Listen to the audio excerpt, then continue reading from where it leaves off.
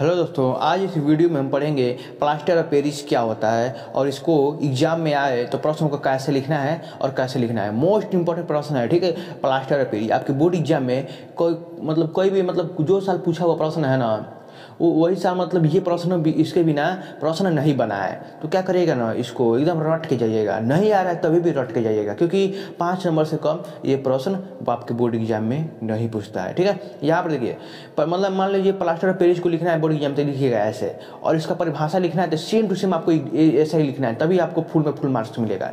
यहाँ पर देखिए कि प्लास्टर ऑफ पेरिस का रासायनिक नाम कैल्शियम जो है और सल्फेट हेमीहाइड्रेट होता है। आपको सेम टू सेम आपको बोर्ड एग्जाम में ऐसे ही लिखना है कि प्लास्टर ऑफ पेरिस का रासायनिक नाम कैल्शियम सल्फेट हेमीहाइड्रेट होता है। और ऐसे ही लिखने के बाद आपने अणुसूत्र लिख लीजिएगा। देखिए, इतना याद करिएगा, इतना याद करने के बाद उसका अणुसूत्र याद कर लीजिएगा। क्या होता है? CaSO4 half H2O, CaSO4 half H2O, या इसको मत याद करिएगा, इसको एक ही याद करिएगा, CaSO4 हाफ H2O। लिखने के बाद और बनाने की विधि लिखिएगा, ठीक है ना। देखिए, बहुत आसान है बनाने की विधि। बनाने की विधि क्या है ना कि जिप्सम को 120 डिग्री या 130 डिग्री सेल्सियस ताप पर गर्म करने पर प्लास्टर ऑफ पेरिस का निर्माण होता है। कुछ भी नहीं करना है, क्या करना है ना, जिप्सम लेना है।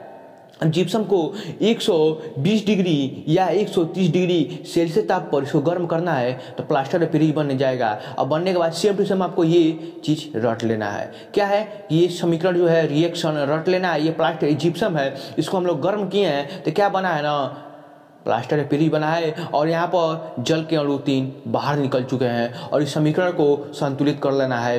तभी यहाँ पर देखिए, इसके लिए 1 नंबर मिलेगा, इसके लिए 1 नंबर, 2 नंबर, इसके लिए 1 नंबर, कितना हुआ 4। जैसे 1 2 मान लीजिए इसका 1 नंबर, इसका 1 नंबर, इसका 1 नंबर, ठीक है ना, नंबर मिलेगा आपको। जैसे सेम जैसे लिखेंगे वैसे ही नंबर मिलेगा, जैसे प्रश्न के हिसाब से। तो यहाँ पर देखिए ये प्रश्न, देखिए जल से क्रिया करने के लिए बोलेगा तो आप लिखिएगा जल से क्रिया करने के लिए। तो इसकी जल से अभिक्रिया कराने पर जिप्सम का निर्माण होता है और इसे प्लास्टर ऑफ पेरिस का जमना या setting of plaster of Paris कहते हैं। देखिए, इस क्रिया में ऊष्माक्षेपी होती है। देखिए, प्रश्न ऐसे ही पूछेगा बहुविकल्पी में कि प्लास्टर ऑफ पेरिस में कौन सी क्रिया होती है। मोस्ट इंपॉर्टेंट प्रश्न है, यहाँ बन जाता है। प्लास्टर ऑफ पेरिस में ऊष्माक्षेपी अभिक्रिया होती है, ठीक है।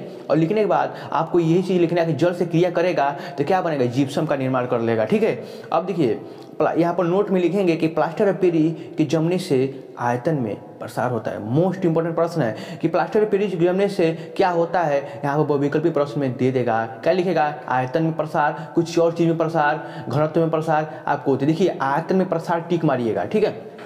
यहाँ पर देखिए उसका उपयोग कहाँ पर होता है। ये सेम टू सेम आपके बोर्ड एग्जाम में जैसे कॉपी लिखा हुआ है, सेम टू सेम आपके बोर्ड एग्जाम में ऐसे ही लिखना है।